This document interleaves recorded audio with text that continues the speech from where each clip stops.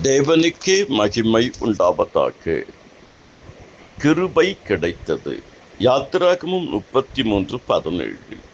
கர்த்தர் மோசேயை நோக்கி, என் கண்களில் உனக்கு கிருபை கிடைத்தது, உன்னை பேர் சொல்லி அழைத்து அறிந்திருக்கிறேன் என்றார்.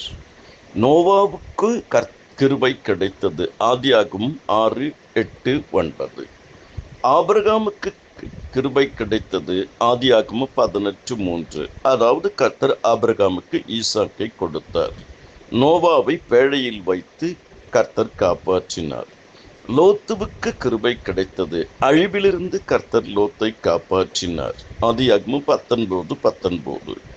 மோசேக்கு கிருபை கிடைத்தது. கர்த்தர் மோசையோடு முகமுகமாய் பேசி கட்டளைகளை கொடுத்தார். யாத்திராகமம் 33:13. தாவீதுக்கு கிருபை கிடைத்தது. தேவனுடைய பெட்டியின் மூலியமாக கர்த்தர் ஆசீர்வதித்தார். 2 சாமுவேல் 15:25. புனித மரியாளுக்கு கர்த்தருடைய கிருபை கிடைத்தது. ஜீவனுள்ள நாளெல்லாம் நன்மையும் கிருபையும் என்னை தொடரும். பவுலடிகளாருக்கு, என் கிருபை உனக்கு போதும். மலைகள் விலகினாலும் பர்வதங்கள் நிலை பெயர்ந்தாலும் என் கிருபை உன்னை விட்டு விலகாது.